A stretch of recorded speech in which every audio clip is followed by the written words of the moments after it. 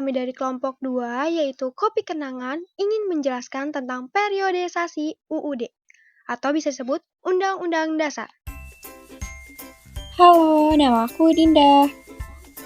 Nama saya Fatir. Aku Lutfia. Nama saya Ian. Halo, nama saya Fajar Ilahi. Kalau nama aku Nadia. Nah, periodisasi Undang-Undang Dasar di Indonesia menunjukkan perjalanan konstitusi yang terus mengalami perubahan sesuai dengan dinamika bangsa. Sejak awal kemerdekaan, UUD 1945 ditetapkan sebagai hukum dasar negara. Kemudian pada tahun 1949 diganti dengan Konstitusi Republik Indonesia Serikat atau URIS.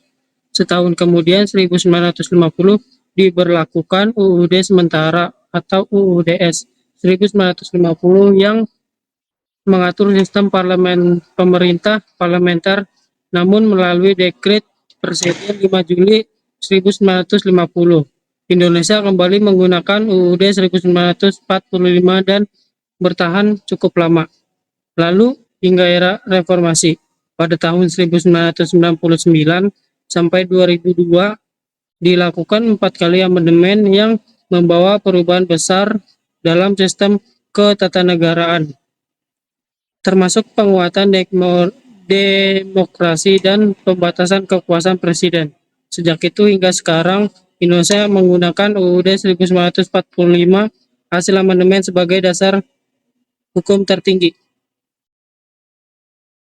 Oke, di sini ada 4 topik yang mau kita bahas. Topik pertama membahas periode 145 sampai 149. Nah, yang pertama ada periode 1945 sampai 1949. Periode ini merupakan masa perjuangan bangsa Indonesia dalam mempertahankan kemerdekaan sekaligus membangun dasar negara yang baru lahir. Setelah proklamasi kemerdekaan pada 17 Agustus 1945 oleh Soekarno dan Hatta, pemerintah segera membentuk sistem kenegaraan berdasarkan UUD 1945.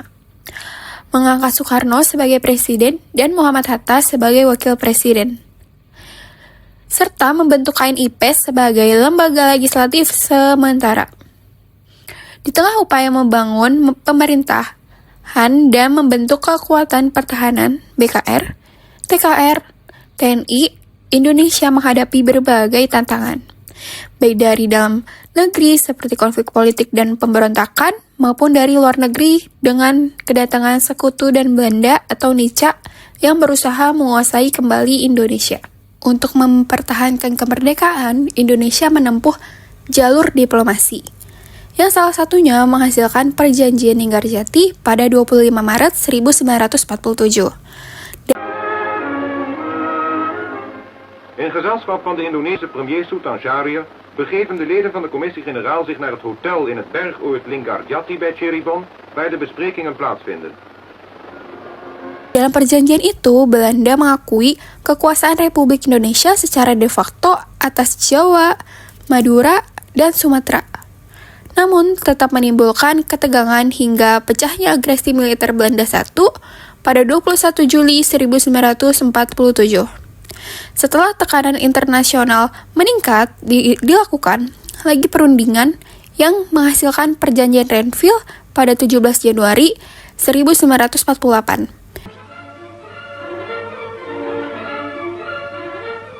Nog diezelfde middag begeven de delegaties zich naar de Renville.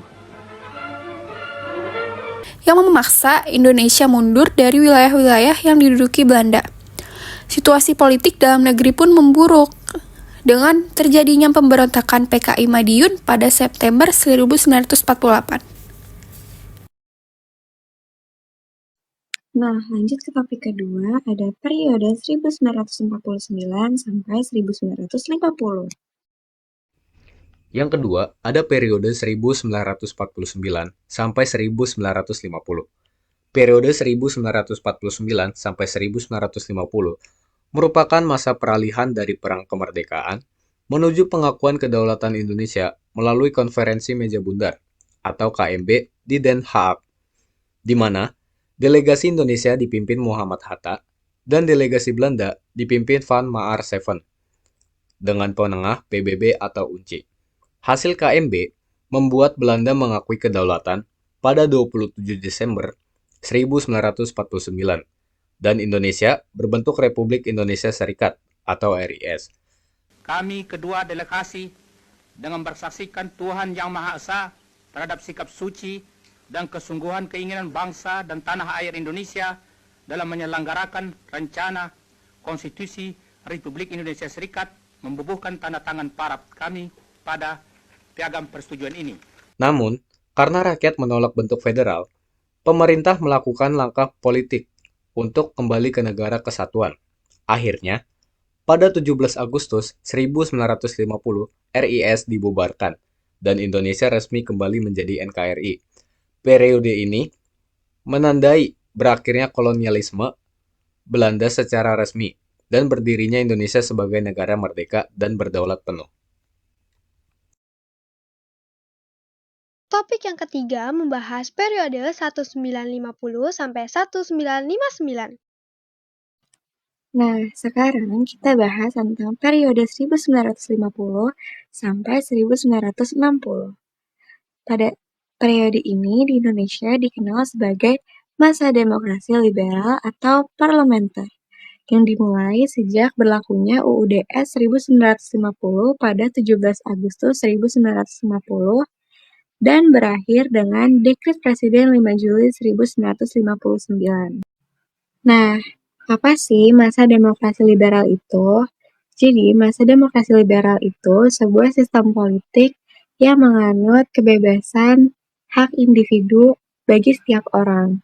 Jadi, bagi rakyatnya diberi kebebasan untuk memiliki kekuasaan masing-masing tanpa memandang suku, agama, dan lain-lain. Pada sistem demokrasi ini, Indonesia dipimpin oleh Insinyur Soekarno sebagai kepala negara dan beberapa Perdana Menteri sebagai kepala pemerintahan, seperti Muhammad Natsir, Wilopo, Ali Sastroamidjojo, dan masih banyak lagi. Sistem demokrasi parlementer ini dipilih untuk menyesuaikan dengan semangat demokrasi para rakyat pasca kemerdekaan. Namun, seiringnya pergantian kabinet membuat pemerintahan menjadi tidak stabil. Pada sistem politik masa demokrasi liberal ini berlangsung di Indonesia dengan pusat pemerintahan di Jakarta, tetapi juga diwarnai dengan berbagai pergolakan daerah seperti DITII, PRRI Pemesta, dan konflik di Aceh, Sulawesi, serta Sumatera.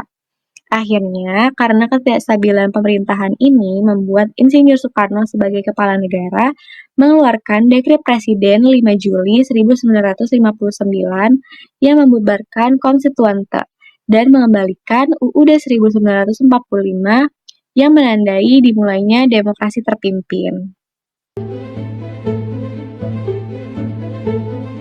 Kembali Undang-Undang Dasar 1945 menetapkan Undang-Undang Dasar 1945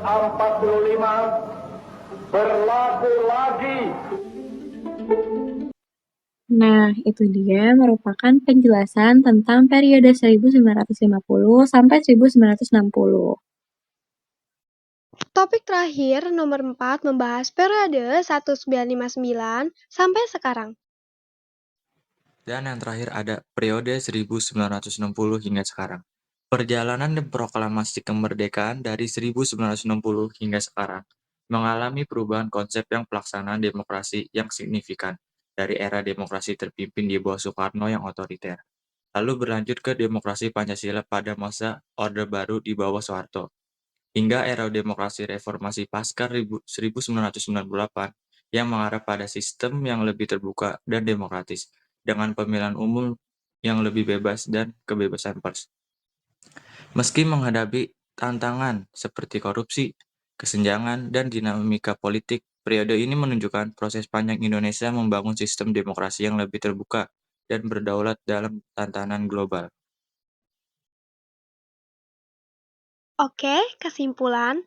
Sejarah Indonesia sejak 1949 hingga sekarang menunjukkan perjalanan panjang dari pengakuan kedaulatan pasca kemerdekaan, masa demokrasi liberasi yang tidak stabil, demokrasi terpimpinnya yang sentralistik, order baru yang stabil namun otoriter, hingga era reformasi yang lebih demokratis. Semua periode ini mencerminkan dinamika bangsa Indonesia dalam mencari bentuk pemerintah yang sesuai untuk membangun negara yang merdeka, berdaulat, demokratis, dan berkeadilan. Nah, ini dia ada beberapa sumber dan jurnal yang kita pakai buat topik hari ini. Oke, di sini ada sesi tanya jawab. Kira-kira ada yang mau ditanyain gak nih? Terima kasih karena sudah menonton. Maaf atas segala kekurangan dari kelompok kami. Sekali lagi, terima kasih. Saatnya sudah